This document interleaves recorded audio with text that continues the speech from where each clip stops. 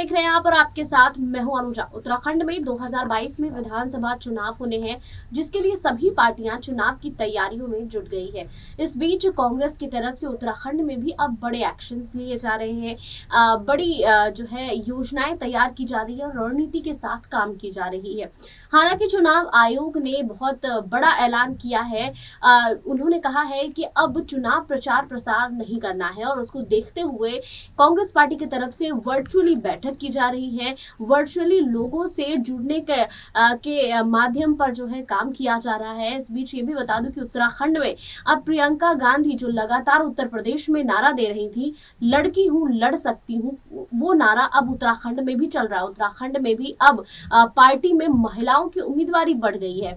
हालांकि उत्तर प्रदेश में प्रियंका गांधी ने प्रेस कॉन्फ्रेंस करके ये ऐलान किया था कि पार्टी में 40% महिलाओं की उम्मीदवारी जो है वो सुनिश्चित की जाएगी और वही सारी चीजें अब उत्तराखंड में देखने को मिल रही है। उत्तराखंड में भी महिलाएं बढ़ चढ़कर हिस्सा ले रही हैं, महिलाएं बढ़ चढ़कर टिकट की दावेदारी दे रही हैं और अपनी नाम की पुष्टि भी कर रही हैं। हालांकि हरीश रावत की तरफ से कई बार की बैठकें हो चुकी हैं। जब से चुनाव की तारीख का ऐलान हुआ है उसके बाद से हरीश रावत ये जरूर कहते हुए नजर आए हैं कि वो उम्मीदवारों की जो लिस्ट है वो जारी कर देंगे।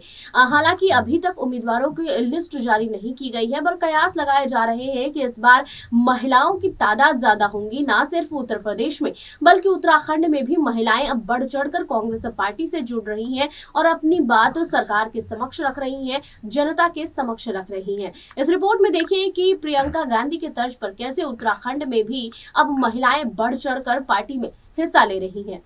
कांग्रेस की राष्ट्रीय महासचिव प्रियंका गांधी ने यूपी में नारा दिया, लड़की हूं लड़ सकती हूं। पड़ोसी राज्य होने के नाते इसका असर उत्तराखंड में देखने को भी मिल रहा है। फिलहाल 78 महिलाओं ने अलग अलग सीटों पर दावेदारी ठोकी है और अब पार्टी हाईकमान को तय करना है कि इनमें से कितनी लड़ सकती हैं। कांग्रेस की महिला प्रदेश अध्यक्ष सरिता आर्य खुद नैनीताल सीट से दावेदार हैं। पिछले चुनाव में कांग्रेस ने 8 महिला उम्मीदवार उतारे थे, जिसमें से 2 जीतने में कामयाब रहे। अब 5 सीट पर दूसरे नंबर पर रही थीं। वहीं बता दें कि विधानसभा चुनाव को लेकर दावेदारी का आवेदन कांग्रेस में 1 माह पहले हो चुका है। प्रदेश की 70 विधानसभा सीटों पर 478 लोगों ने दावेदारी ठोकी है। वहीं 78 महिलाएं भी शामिल हैं, जिसमें से कई पूर्व में चुनाव भी लड़ चुकी हैं। अन्य संगठन के अलग अलग पदों पर भी हैं। बात अगर पिछले चुनाव की करें तो 5 महिला उम्मीदवार चुनाव जीत विधानसभा में पहुंची थी।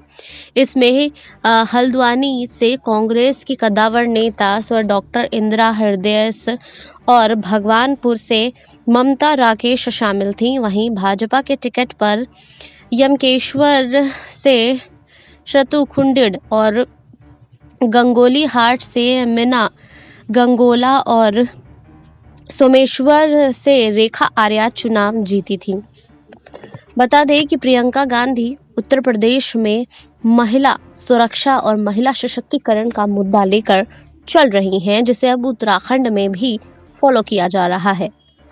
वहीं बता दें कि उत्तराखंड में इससे पहले 14 फरवरी को विधानसभा चुनाव के लिए वोटिंग होनी है और जिसके नतीजे 10 मार्च को साफ हो जाएंगे। जैसे ही ये तारीख आई है उसके बाद से चुनाव की तारीखों के ऐलान के बाद से बीजेपी, कांग्रेस सहित सभी पार्टी ने अपनी चुनावी तैयारियां तेज कर दी है।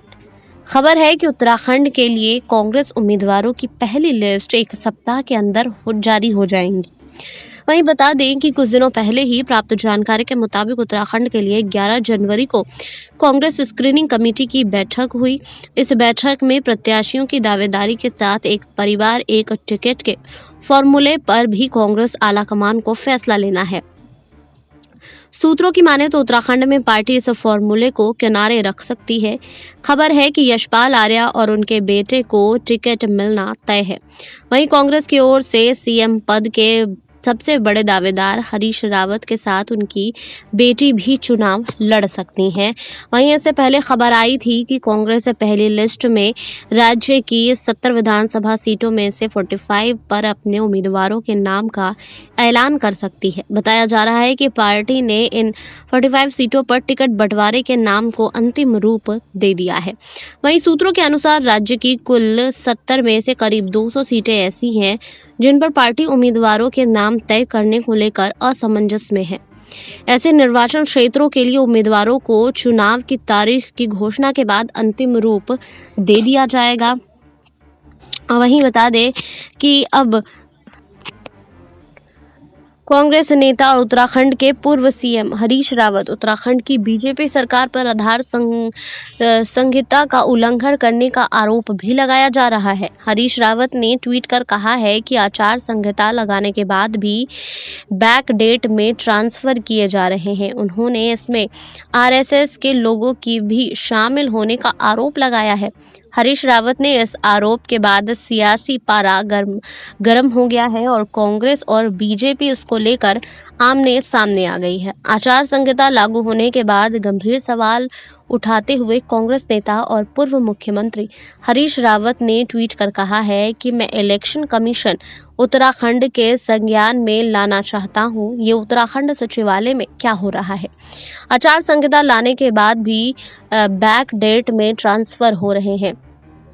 वहीं बता दूं कि वक्ताओं और शिक्षकों के पदों पर बड़ी मात्रा में आरएसएस से जुड़े हुए लोगों ने ट्रांसफर हुए हैं। कांग्रेस नेता हरीश रावत ने लिखा है कि चहेतों के ट्रांसफर हो रहे हैं, एक विभाग नहीं, न जाने और कितने विभागों में ऐसा हो रहा है।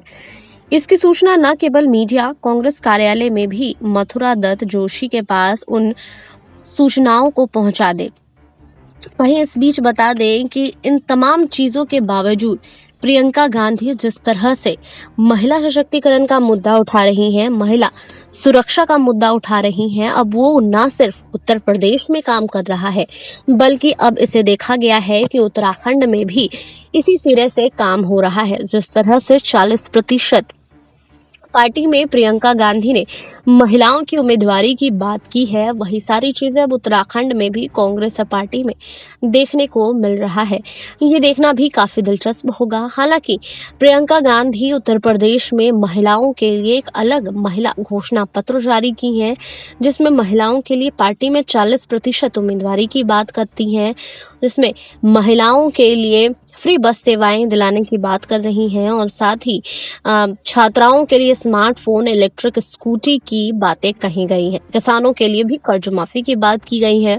साथ ही अब ताजा जानकारी ये भी आ रही है कि युवाओं के लिए भी कई बड़े ऐलान कांग्रेस पार्टी कर सकती है। प्रियंका गांधी उत्तराखंड में काफी एक्टिव भी नजर आ रही हैं। वर्चुअली उत्तराखंड में प्रियंका गांधी अब लोगों से जुड़ भी रही हैं।